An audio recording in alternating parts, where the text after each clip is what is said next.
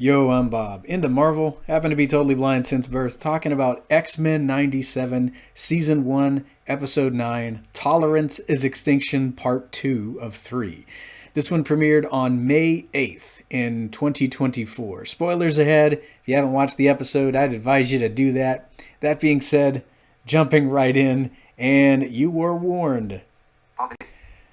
When I started watching what I consider to be my X-Men comics, which is the original animated series in the summer of 94 as a kid, the first VHS tape I got was Deadly Reunions. And one of the things Magneto mentioned was a coming war. Yeah, I got the X-Men tapes out of order because you kind of took what you could get back then. He mentioned that Xavier had cast his lot with humankind, and that mutants would come to him by the thousands and they would destroy Charles and the X-Men, basically paraphrasing here. But as the series progressed, we got to see Eric and Charles actually grow closer. There was really no big fight between the two because, in season 2, they bonded in the Savage Land. They had to survive together. And then you saw Magneto a few other times. We got to see him in Sanctuary Parts 1 and 2, in which he, built Asteroid M. And they really didn't have that much of a tiff in that episode either. Magneto does team up with Apocalypse in the Beyond Good and Evil 4-parter. But I mean, there's really not a lot of violence toward Magneto or the X-Men. They fight a little bit. We get to see Magneto doing the team-up thing later on in the big Phalanx Covenant 2-parter. We do get a little bit of action in the series finale, but I mean, we really don't get to see a big skirmish, which Magneto had talked about so early on in the first season until now. And I have to say, I really enjoyed this episode because it's something you dream about when you're a kid. You guys can read the comics and you probably get a lot of Magneto versus the X-Men, but I didn't really get much of that. So it's interesting to actually see the characters in this continuity finally going at it. And it's very tough for me to watch because, when you're watching Magneto going up against Charles, and when you've seen them teaming up in the Savage Land and all those other times, it really, it feels heartbreaking. You're not wanting anybody to get hurt because you like and you respect both people. You respect Magneto, you respect the X-Men, you respect Charles, and well, I mean, I do anyway. And I was thinking about all the times that they had fought alongside each other. But here is a man who has tried his best to see Professor Xavier's dream come to fruition. He has given up so much. When Charles left to be healed by Lilandra. I mean, here he is on Earth. He's done everything he can, and he watched so many taken from him on Genosha. And I love how he's right away making another Asteroid M in the episode. I didn't know what he was doing at first, but yeah, that's what he's up to here. And I think it's so awesome that we get to see Xavier returning to the school. It's been almost 3 decades since I saw him leave Earth. And even though the mansion is kind of gutted, a burnt hulk of its former self, it's something to see Xavier back in the mansion. This continuity is Xavier. And I like that moment with Charles and Cyclops. They are having a bit of a conversation, and I like how Scott is hurt because Xavier, he did leave the mansion to Magneto. He did entrust the team to Magneto, but I like his reasoning. He wanted Scott and Jean to get away from the X-Men. He wanted them to have a chance to start a family, and he did it because he loved them both. I think Charles is a very compassionate character, and he just wanted the best for Scott and Jean. But I like how, Scott basically told him, look, man, I mean, I was always going to end up back here because it's kind of what I do. Don't you get that? And that moment when Xavier offers him his hand and Scott doesn't take it, man, that was pretty tough to watch. I guess there's going to be a bit of friction between those two. I like seeing Rogue wake up there, and right when she does, the first thing she says is Remy, like, she still thinks he's with her. And then she comes to that realization. If you've lost a loved one and you wake up and you're kind of disoriented and you're thinking of them one moment, and then you get that moment where it feels like you're hit by a truck and you remember that they're no longer with you. I think Lenore Zann does a wonderful job whenever she's performing this scene here. I don't know if that's what she was going for, but that's what I imagine in my head, because folks in my family, we've lost more than one person over the years. And you know what it feels like if you've been in that situation. So I like actually seeing her back in action this episode. We get to see Storm coming back to the school with Forge. I like how she helps Sunspot and Jubilee as they're heading back to the school. She's just not having any of that stuff. I wonder how they got out of their collars, though, because at the end of the last episode, we did see them collared, and now they're kind of chased by this mob, and here they go back to the school. I mean, it's really not that important, though. I'm just glad that they weren't captured by Bastion. And speaking of Bastion, he's crying and holding his mom, and one of my favorite reactions to this part of the episode was from Alicia Brenner on Twitter. I don't have the quote in front of me, but she basically said, "Oh, you're crying, Bastion. Good. You need to cry. You caused this for your mom." And I really like that because, yeah, I mean, it is all his fault. And she is where she is because he's done what he's done. But of course, I'm sure he's bitter toward all mutants. I like that we get to see a bit more of the mnemonic scrambler from the Dark Phoenix saga. That is coming into play because they've come up with a way to disable Bastion. I also really like the bit where Xavier mentioned that he'd gone to see Sebastian when he was a kid. When Sebastian was a kid. And his mom was like, "Nah, my kid ain't going to your school. Forget that." So yeah, Xavier does have ties to Sebastian and his family there. So I like that scene there. When Magneto shows up at the mansion, it was quite surreal because you have that moment where he's, I guess, drawing a line in the sand, so to speak, and he's telling the X-Men, "All right, guys, Xavier's dream is dead." Yeah, we get that quote, which really made me think, all right, we're eventually going to be doing the Onslaught thing. How many more clues do we need, writers? We know what you're doing. I can't wait to see it. So yeah, you have Rogue who leaves. You have Roberto who decides to head off with Magneto as well. And Rogue, I have to say, I don't blame her for going with Eric, because when you're grieving, you're not really thinking clearly. She's just sick of seeing people she cares about be unalived. She is angry. She's hurting. I wrote on Twitter a few days ago that when you're grieving, it feels like you're drowning. You feel helpless. You don't really know how you're going to react. You might feel angry one minute and you may be a bawling mess the next, or you may be both at the same time. And Rogue, I think she wants to strike out at the people that took Gambit from her. So of course she's going to want to leave. She's wanting to take a very violent course of action against Bastion and the Prime Sentinels, and it's I think it's a part of grief. It's I think it's something she's going to regret.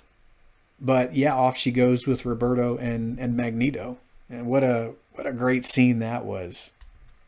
I like when Beast was excited to see Forge again because I'm sure he's remembering their team up when they had to fight the Phalanx together in Phalanx Covenant Parts 1 and 2. I really like that scene. Always cool when Beast is just kind of geeking out about sciencey stuff with other genius mutants. It was a pretty fun scene there. I loved the bit with Cable and Cyclops because they're suiting up and they're going to split into two teams. One's got to go after Bastion, and one team has to go to Asteroid M to stop Magneto. And the scene where he hands Cable the X-Men uniform and Cable's just kind of looking at it like, what am I doing? Going to circus or a war? And Psych is like, well, what did you expect? Black leather? That really got a chuckle out of me because I remember how they were dissing the X-Men uniforms in the first movie. And so it's kind of interesting that we've come this far to where you've got this show doing the same thing to the first X-Men movie. I really like that scene a lot. I got a pretty good cackle out of that. I really like Ron Rubin's Senator Kelly. President Kelly. I'm so used to him from the first season of X-Men. But the scene where Xavier has to talk to him about, hey, you don't need to initiate the Magneto protocols. Let me talk to Eric. You may not trust me, but we've been here in the past. You need to trust my X-Men. And so, I mean, that was an interesting scene. I wonder who else was there in that scene. I feel like there might have been some silent cameos, but I don't know. So those of you who got to see that scene, let me know, because audio description doesn't really break into the dialogue and describe what's going on to you while the characters are talking. I'm glad that it doesn't, but I mean, there's not a lot of time to really describe a lot of the Easter eggs. So yeah, if you've seen characters that you were excited to kind of see pop up in that scene, let me know. I don't think there's any, but then again, there could be. Then you got the big battle toward the end of the episode. And well, before we get there, one of the interesting scenes that really stood out to me was, when Beast was there beside Tilby's hospital bed. And, earlier he and Forge had talked about how they could disable the Prime Sentinel programming, but these people were basically going to be trapped in Prime Sentinel armor for the time being. So I wonder how that's going to go down later.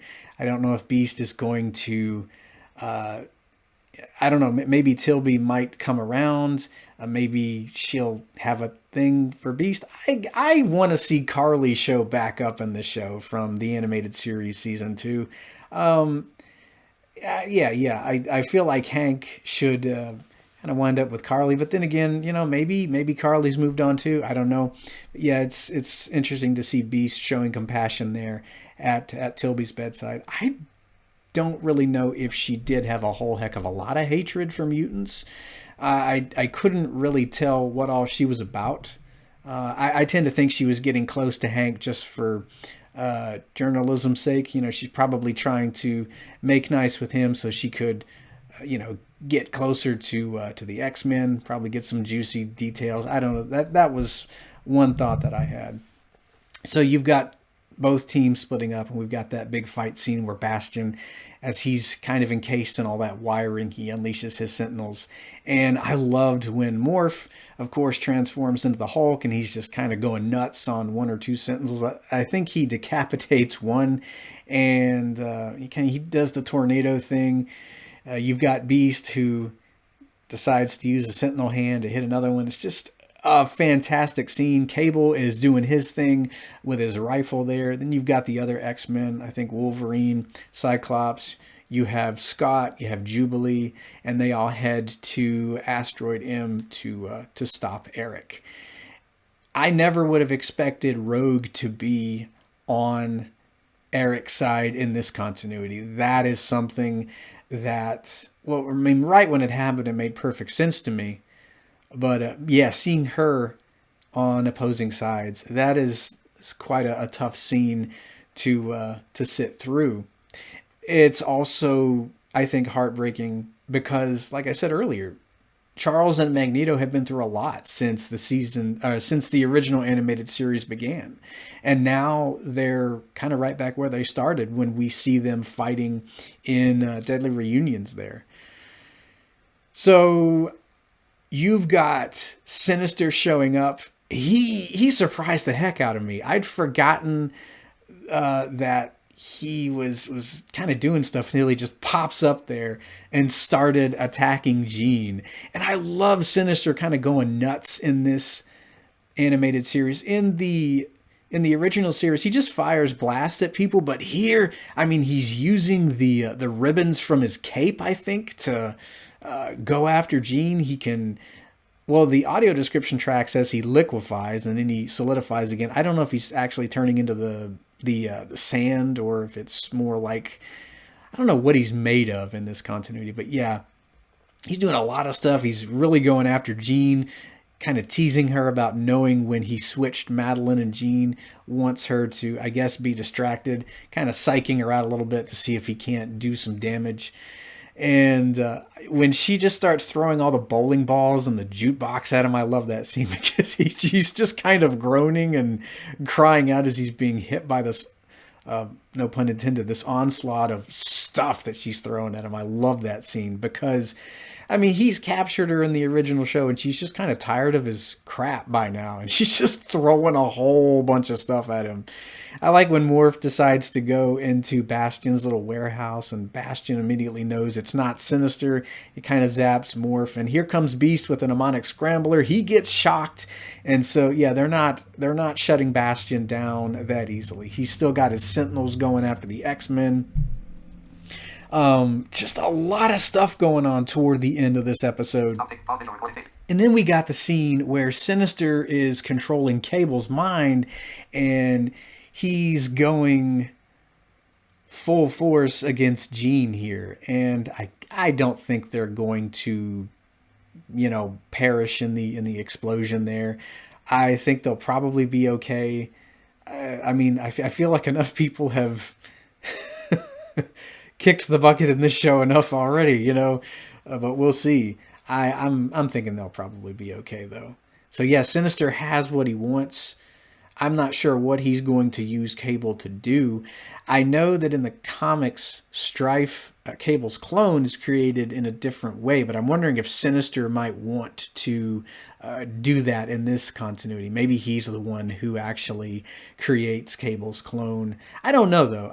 I would really like Rachel Summers to have a big role to play though, and since we've already seen her in a cameo, I would say that it's a safe bet they're going to do stuff with Rachel at some point in this show. But the ending of the episode where you've got that one scene adapted from, I think it's the Fatal Attraction arc, where you've got, Wolverine stabbing Eric, and then Eric removing Wolverine's adamantium from his body. I remember my brother telling me about that when we were kids.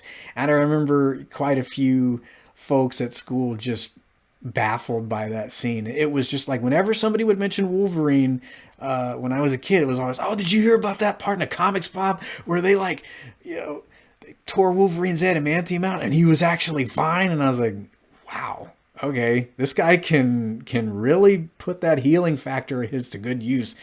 So I imagine he'll probably be okay. I think in the comics he actually goes feral for a while, doesn't he? He kind of goes a bit nuts for a bit. So I'm kind of up for seeing what Logan does with just the bone claws. I remember you could play as that character in one of the Marvel vs. Capcom games. I think it was the first one. He was a lot faster than the original Wolverine. One thing I really want to see from the comics is Apocalypse. putting Wolverine's adamantium back into him and making him the Horseman of Death. I mean, we haven't seen Apocalypse yet in this show, and that would be a really kick-butt way to bring Apocalypse into X-Men 97. Somehow, he kidnaps Wolverine, and you have Logan as one of the Horsemen for a bit. I would love to see that. They tried to do it in X-Men Apocalypse, the movie. I mean, it was okay. I'm more interested in this continuity as Apocalypse and what he's probably going to do to Logan at some point. And of course, since Wolverine has his adamantium removed now, I think Xavier is going to do the thing where he mind wipes Magneto, and we're going to get the Onslaught entity showing up in season 2. If not the ending of season 1, I hope it is in season 2. It's probably going to be in season 2. I don't know if we're going to get much of him in the next episode. It's probably going to be the X-Men versus Bastion, I would think. But I really think that Onslaught's going to be nuts, since that's probably the way they're going to go in season 2. But like I said, I really want to see Wolverine being made the Horseman of Death for Apocalypse at some point. I've been missing Apocalypse for quite a bit. I want to see him, since he has possessed Cortez, what he's up to now. I don't know what to expect in the finale. Maybe they will throw Onslaught at us and make us wait like an entire year and a half for season 2, which I don't know how I'm going to feel if that happens. But anyway, this video, it's been long enough. I love this episode. I give it an 11 out of 10. So much happened, and I'm probably forgetting stuff, but I'll try to go into that when we talk about the season finale. So yeah, be here next time for Tolerance is Extinction Part 3, the season finale of X-Men 97 Season 1.